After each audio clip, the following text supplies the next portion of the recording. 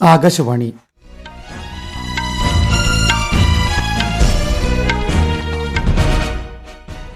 നമസ്കാരം. വാർത്തകൾ വായിക്കുന്നത് അനിൽകുമാർ.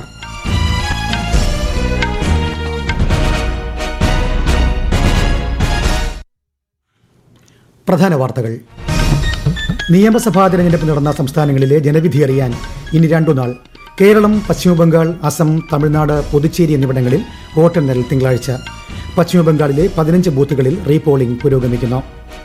കൌണ്ടിംഗ് സൂപ്പർവൈസർമാരായി കേന്ദ്ര സർക്കാർ ഉദ്യോഗസ്ഥരെ നിയമിക്കാനുള്ള തെരഞ്ഞെടുപ്പ് കമ്മീഷന്റെ തീരുമാനത്തിൽ ഇടപെടാൻ വിസമ്മതിച്ച് സുപ്രീംകോടതി. രാജ്യത്തെ 6 സംസ്ഥാനങ്ങളിലും ഒരു കേന്ദ്രഭരണ പ്രദേശത്തുമായി സെൻസസിന്റെ ആദ്യഘട്ടത്തിലെ ഭവന കണക്കെടുപ്പിന് തുടക്കമായി. 4 പാർലമെന്ററി സമിതികളെ പുനഃസംഘടിപ്പിച്ച് Lok Sabha speaker Om Birla. KC Venugopal MP public accounts committee അധ്യക്ഷൻ. കേരളത്തിൽ വിവിധ ഇടങ്ങളിൽ ചൊവ്വാഴ്ച വരെ ഇടിമിന്നലോടുകൂടിയ മഴയ്ക്ക് സാധ്യത. 8 ജില്ലകളിൽ ഇന്ന് മഞ്ഞ ജാഗ്രത. IPL ക്രിക്കറ്റിൽ ഇന്ന് ചെന്നൈ സൂപ്പർ കിങ്സ് മുംബൈ ഇന്ത്യൻസിനെ നേരിടും. വാർത്തകൾ വിശദമായി. നിയമസഭാ തെരഞ്ഞെടുപ്പ് നടന്ന സംസ്ഥാനങ്ങളിലെ ജനവിധി അറിയാൻ ഇനി 2 നാൾ. കേരളം, പശ്ചിമബംഗാൾ, അസം, തമിഴ്നാട്, പുതുച്ചേരി എന്നിവിടങ്ങളിൽ വോട്ടെണ്ണലിനുള്ള ഒരുക്കങ്ങൾ അന്തിമഘട്ടത്തിലാണ്. തിങ്കളാഴ്ച രാവിലെ 8 മണിക്ക് വോട്ടെണ്ണൽ ആരംഭിക്കും. വിശദാംശങ്ങളിലേക്ക്. നിയമസഭാ തെരഞ്ഞെടുപ്പിലേക്കുള്ള വോട്ടെണ്ണൽ മറ്റന്നാൾ രാവിലെ 8 മണിക്ക് ആരംഭിക്കും. കേരളത്തിൽ 43 സ്ഥലങ്ങളിലായി 140 കേന്ദ്രങ്ങളിലാണ് വോട്ടെണ്ണൽ ക്രമീകരിച്ചിരിക്കുന്നത്. ആകെ 17,465 ഉദ്യോഗസ്ഥരാണ് വോട്ടെണ്ണൽ പ്രക്രിയയുടെ ഭാഗമാവുക. ഒരു റൌണ്ടിൽ പരമാവധി 14 ബൂത്തുകളിലെ EVM-കളാണ് എണ്ണുന്നത്. ആദ്യം എണ്ണിത്തുടങ്ങുന്നത് പോസ്റ്റൽ ബാലറ്റുകളാണ്. തുടർന്ന് വോട്ടിംഗ് മെഷീനുകളിലെ വോട്ടുകൾ എണ്ണും. ഇലക്ട്രോണിക് വോട്ടിംഗ് യന്ത്രങ്ങളിലെയും ബൂത്തിൽ പോൾ ചെയ്ത വോട്ടുകളുടെയും എണ്ണത്തിൽ വ്യത്യാസമുണ്ടെന്ന് കണ്ടാൽ EVM-ലെ വോട്ടുകളുടെ എണ്ണം പരിശോധിച്ച ശേഷം ഫോം 17C പാർട്ട് 1 വിവരങ്ങളുമായി ഒത്തുനോക്കും. News desk, Akashvani. കൌണ്ടിംഗ് സൂപ്പർവൈസർമാരായി കേന്ദ്ര സർക്കാർ ഉദ്യോഗസ്ഥരെ നിയമിക്കാനുള്ള കേന്ദ്ര തെരഞ്ഞെടുപ്പ് കമ്മീഷന്റെ തീരുമാനത്തിൽ ഇടപെടാൻ സുപ്രീംകോടതി വിസമ്മതിച്ചു. കമ്മീഷന്റെ മാർഗനിർദ്ദേശങ്ങൾ കർശനമായി പാലിക്കണമെന്ന് justice PS Narasimha, justice Joy Mallya Bagchi എന്നിവരടങ്ങിയ ബെഞ്ച് നിർദ്ദേശിച്ചു. ഇതു സംബന്ധിച്ച് തൃണമൂൽ കോൺഗ്രസ് സമർപ്പിച്ച ഹർജിയിന്മേലാണ് കോടതിയുടെ നിർദ്ദേശം. തെരഞ്ഞെടുപ്പ് കമ്മീഷന്റെ സർക്കുലർ അതിന്റെ പൂർണ്ണമായ അർത്ഥത്തിൽ നടപ്പിലാക്കണമെന്ന് അന്തിമ ഉത്തരവിൽ സുപ്രീംകോടതി വ്യക്തമാക്കി. അതിനിടെ വോട്ടെടുപ്പിൽ പരാതി ഉയർന്ന പശ്ചിമബംഗാളിലെ 15 ബൂത്തുകളിൽ റീപോളിംഗ് പുരോഗമിക്കുന്നു. ആദ്യ 2 മണിക്കൂറിൽ 16% പോളിംഗ് രേഖപ്പെടുത്തി. സൌത്ത് 24 പർഗാനാസ് ജില്ലയിലുള്ള മഗ്രഹട്ട് പശ്ചിമിലെ 11 ബൂത്തുകളിലും ഡയമണ്ട് ഹാർബറിലെ 4 ബൂത്തുകളിലുമാണ് റീപോളിംഗ് നടക്കുന്നത്. നേരത്തെ നടന്ന വോട്ടെടുപ്പിൽ ക്രമക്കേടുകൾ റിപ്പോർട്ട് ചെയ്തതിനെ തുടർന്ന് തിരഞ്ഞെടുപ്പ് കമ്മീഷൻ ഇവിടെ റീപോളിംഗിന് ഉത്തരവിട്ടത്. ഇന്ന് രാവിലെ 7 മണിക്ക് ആരംഭിച്ച വോട്ടെടുപ്പ് വൈകുന്നേരം 6 മണി വരെ തുടരും. വോട്ടെടുപ്പ് ഇതുവരെ സമാധാനപരമാണെന്നും അക്രമ സംഭവങ്ങളൊന്നും റിപ്പോർട്ട് ചെയ്തിട്ടില്ലെന്നും അധികൃതർ വ്യക്തമാക്കി. ഏപ്രിൽ 29 നടന്ന 2ാം ഘട്ട തെരഞ്ഞെടുപ്പിലാണ് ഈ മണ്ഡലങ്ങളിൽ വോട്ടെടുപ്പ് നടന്നത്. നിയമസഭാ തെരഞ്ഞെടുപ്പിന്റെ വോട്ടെണ്ണൽ ദിനത്തിൽ ആധികാരികവും കൃത്യവുമായ വിവരങ്ങൾ തത്സമയം ശ്രോതാക്കളിൽ എത്തിക്കാൻ ആകാശവാണി വിപുലമായ ക്രമീകരണങ്ങളാണ് ഒരുക്കിയിരിക്കുന്നത്.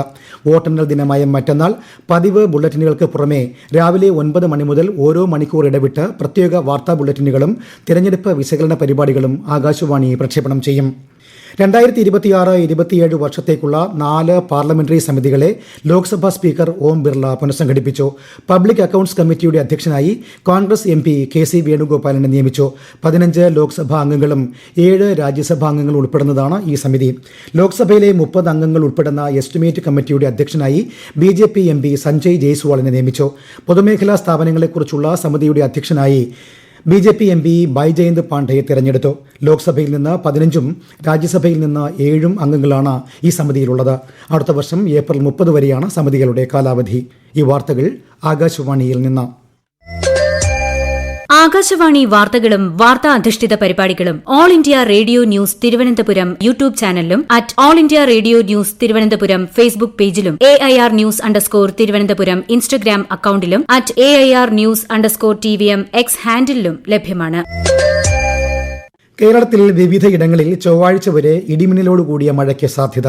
ആലപ്പുഴ, കോട്ടയം, എറണാകുളം, ഇടുക്കി, തൃശൂർ, കോഴിക്കോട്, വയനാട്, കണ്ണൂർ ജില്ലകളിൽ ഇന്ന് മഞ്ഞ ജാഗ്രതയാണ്. വിവിധ ജില്ലകളിൽ പകൽ സമയങ്ങളിൽ ഉയർന്ന അൾട്രാവയലറ്റ് സൂചിക രേഖപ്പെടുത്തുന്നതിനാൽ ജനങ്ങൾ ജാഗ്രത പാലിക്കണമെന്നും നിർദ്ദേശമുണ്ട്. ദേശീയ തലസ്ഥാനമായ ഡൽഹിയിൽ ഇന്ന് രാവിലെ താപനിലയിൽ നേരിയ വർധന. 2 ദിവസം മുൻപ് പെയ്ത മഴ താപനിലയിൽ കുറവ് വരുത്തിയിരുന്നു. നഗരത്തിലെ പ്രധാന കാലാവസ്ഥാ കേന്ദ്രമായ സഫ്ദർജംഗിൽ 25.9 ഡിഗ്രി സെൽഷ്യസ് കുറഞ്ഞ താപനില രേഖപ്പെടുത്തി. ഇത് സാധാരണയേക്കാൾ 1.2 ഡിഗ്രി കൂടുതലാണ്. രാജ്യത്തെ പൌരന്മാർക്ക് അടിയന്തര സാഹചര്യങ്ങളിൽ വേഗത്തിൽ മുന്നറിയിപ്പ് നൽകുന്നതിനായി സെൽ ബ്രോഡ്കാസ്റ്റ് സിസ്റ്റം കേന്ദ്ര സർക്കാർ സജ്ജമാക്കി. ഇതിന്റെ പരീക്ഷണാർത്ഥം ഇന്ന് ഉച്ചയോടെ മൊബൈൽ ഫോണുകളിലേക്ക് സൈറൺ ശബ്ദത്തോടെയുള്ള സന്ദേശം അയച്ചു. ജാഗ്രതയുള്ള പൌരന്മാർ, സുരക്ഷിത രാഷ്ട്രം എന്ന സന്ദേശമാണ് ഫോണുകളിൽ ലഭിച്ചത്. ഇതൊരു പരീക്ഷണ സന്ദേശമാണെന്നും പൊതുജനങ്ങൾ പരിഭ്രാന്തരാകേണ്ടതില്ലെന്നും സർക്കാർ അറിയിച്ചു. ടെലികമ്മ്യൂണിക്കേഷൻ വകുപ്പും ദേശീയ ദുരന്ത നിവാരണ അതോറിറ്റിയും സംയുക്തമായാണ് ഈ സംവിധാനം വികസിപ്പിച്ചത്. പ്രകൃതിക്ഷോഭമോ അടിയന്തര സാഹചര്യമോ ഉണ്ടായാൽ പ്രാദേശിക ഭാഷകളിൽ തന്നെ കൃത്യമായ ലൊക്കേഷൻ അനുസരിച്ച് മുന്നറിയിപ്പുകൾ നൽകാൻ ഇതിലൂടെ സാധിക്കും. 2027 സെൻസസിന്റെ ഭാഗമായുള്ള ആദ്യഘട്ട വിവരശേഖരണത്തിന് വിവിധ സംസ്ഥാനങ്ങളിൽ തുടക്കമായി. വിശദാംശങ്ങളിലേക്ക്. ആന്ധ്രാപ്രദേശ്, അരുണാചൽ പ്രദേശ്, ഹരിയാന, ചണ്ഡീഗഡ്, മധ്യപ്രദേശ്, ഛത്തീസ്ഗഡ്, ബീഹാർ എന്നീ സംസ്ഥാനങ്ങളിൽ സെൻസസിന്റെ ഭാഗമായി വീടുകളുടെ പട്ടിക തയ്യാറാക്കുന്നതിനും വിവരങ്ങൾ ശേഖരിക്കുന്നതിനുമുള്ള പ്രവർത്തനങ്ങൾ ആരംഭിച്ചു. ഈ സംസ്ഥാനങ്ങളിൽ സ്വയം വിവരങ്ങൾ രേഖപ്പെടുത്താനുള്ള സമയം അവസാനിച്ചതിനെ തുടർന്നാണ് എന്യൂമറേറ്റർമാർ വീടുകളിൽ നേരിട്ടെത്തുന്നത്. കേന്ദ്ര ആഭ്യന്തര മന്ത്രാലയത്തിന്റെ നിർദ്ദേശപ്രകാരം ഈ മാസം 30 വരെ വിവരശേഖരണം തുടരും. അതേസമയം ഡൽഹി മുനിസിപ്പൽ കോർപ്പറേഷൻ പരിധിയിലും രാജസ്ഥാൻ, മഹാരാഷ്ട്ര, മേഘാലയ, ഝാർഖണ്ഡ് എന്നീ സംസ്ഥാനങ്ങളിലും സ്വയം വിവരങ്ങൾ രേഖപ്പെടുത്താനുള്ള ഓൺലൈൻ സൌകര്യം നിലവിൽ ലഭ്യമാണ്. ഈ മാസം 15 വരെ പൊതുജനങ്ങൾക്ക് ഈ സൌകര്യം പ്രയോജനപ്പെടുത്താം. ഇതിനുശേഷം മെയ് 16 മുതൽ ജൂൺ 14 വരെ ഉദ്യോഗസ്ഥർ വീടുകൾ സന്ദർശിച്ച് വിവരങ്ങൾ ശേഖരിക്കും. സെൻസസിന്റെ രണ്ടാം ഘട്ടം അടുത്ത വർഷം ഫെബ്രുവരിയിൽ നടക്കും. പ്രായം, ലിംഗഭേദം, തൊഴിൽ, സാക്ഷരത, ജാതി തുടങ്ങി സാമൂഹിക സാമ്പത്തിക മേഖലകളിലെ വിശദമായ വിവരങ്ങളാണ് രണ്ടാം ഘട്ടത്തിൽ ശേഖരിക്കുക. News desk, Akashvani. മത്സ്യത്തൊഴിലാളി സമൂഹത്തിന്റെ ക്ഷേമത്തിനും വികസനത്തിനുമായി കേന്ദ്ര സംസ്ഥാന സർക്കാരുകൾ ആത്മാർത്ഥമായി പ്രവർത്തിക്കുകയാണെന്ന് കേന്ദ്ര സിവിൽ വ്യോമയാന മന്ത്രി കെ രാംമോഹൻ നായിഡു. ശ്രീകാകുളം ജില്ലയിലെ എരമുക്കത്ത് മത്സ്യ സാഗർമാല പദ്ധതിക്ക് കീഴിൽ സ്ഥാപിച്ച സൌരോർജ്ജ തെരുവുവിളക്കുകൾ ഉദ്ഘാടനം ചെയ്യുകയായിരുന്നു അദ്ദേഹം. പദ്ധതി പ്രകാരം മത്സ്യബന്ധന ഗ്രാമങ്ങളിലുടനീളം സൌരോർജ്ജ വിളക്കുകൾ സ്ഥാപിക്കാൻ സർക്കാർ തീരുമാനിച്ചിട്ടുണ്ട്. IPL ക്രിക്കറ്റിൽ ഇന്ന് ചെന്നൈ സൂപ്പർ കിങ്സ് മുംബൈ ഇന്ത്യൻസിനെ നേരിടും. ചെന്നൈയിലെ MA ചിദംബരം സ്റ്റേഡിയത്തിൽ രാത്രി 7:30 മത്സരം. ഇന്നലെ നടന്ന മത്സരത്തിൽ ഡൽഹി ക്യാപിറ്റൽസ് രാജസ്ഥാൻ റോയൽസിനെ 7 വിക്കറ്റിന് പരാജയപ്പെടുത്തി. യൂറോപ്യൻ യൂണിയനിൽ നിന്നുള്ള കാറുകളുടെയും ട്രക്കുകളുടെയും ഇറക്കുമതി തീരുവ 25% ഉയർത്തുമെന്ന് US പ്രസിഡന്റ് ഡൊണാൾഡ് ട്രംപ് പ്രഖ്യാപിച്ചു. വ്യാപാര കരാർ പാലിക്കുന്നതിൽ യൂറോപ്യൻ യൂണിയൻ പരാജയപ്പെട്ടുവെന്ന് ആരോപിച്ച് ട്രംപ് ലംഘനങ്ങൾ എന്തൊക്കെയാണെന്ന് വ്യക്തമാക്കിയില്ല.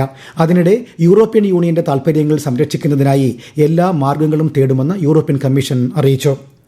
ഇറാനുമായി ബന്ധപ്പെട്ട US സൈനിക നടപടികൾക്കുള്ള പിന്തുണയെ ചൊല്ലി അമേരിക്കയും പ്രധാന യൂറോപ്യൻ സഖ്യകക്ഷികളും തമ്മിലുള്ള അഭിപ്രായ ഭിന്നതകൾ രൂക്ഷമാകുന്നതിനിടെ ജർമ്മനിയിൽ നിന്ന് 5000-ഓളം സൈനികരെ പിൻവലിക്കാൻ ട്രംപ് ഭരണകൂടം ഒരുങ്ങുന്നതായി റിപ്പോർട്ട്. നാറ്റോ സഖ്യകക്ഷികളോടുള്ള, പ്രത്യേകിച്ച് ജർമ്മനിയോടുള്ള പ്രസിഡന്റ് ഡൊണാൾഡ് ട്രംപിന്റെ അതൃപ്തിയെ തുടർന്ന് സൈനികരുടെ എണ്ണം ഭാഗികമായി കുറയ്ക്കാൻ പെന്റഗൺ പദ്ധതിയിടുന്നതായി മുതിർന്ന പ്രതിരോധ ഉദ്യോഗസ്ഥർ അറിയിച്ചു. തെക്കൻ തീരപ്രദേശങ്ങളിലെ സമുദ്രപാതകളിൽ പുതിയ നിയമങ്ങൾ ഏർപ്പെടുത്തുമെന്ന ഇറാന്റെ Islamic revolutionary guard corps IRGC Arabian ഗൾഫിലെയും ഹോർമുസ് കടലിടുക്കിലെയും പ്രധാന റൂട്ടുകളുടെ നിയന്ത്രണം ശക്തിപ്പെടുത്തുക എന്ന ലക്ഷ്യത്തോടെയാണ് തീരുമാനം. ഇറാൻ തീരത്തിന്റെ ഏകദേശം 2000 കിലോമീറ്റർ ഭാഗത്ത് സൈന്യം നിയന്ത്രണം ഏർപ്പെടുത്തുമെന്ന് IRGC നേവി കമാൻഡും അറിയിച്ചു. പ്രളയം മുൻകൂട്ടി അറിയിക്കുന്ന മാതൃക ചർച്ച ചെയ്യുന്നതിന് ഇന്ത്യയും നേപ്പാളും ഇന്ന് കാഠ്മണ്ഡുവിൽ യോഗം ചേരും.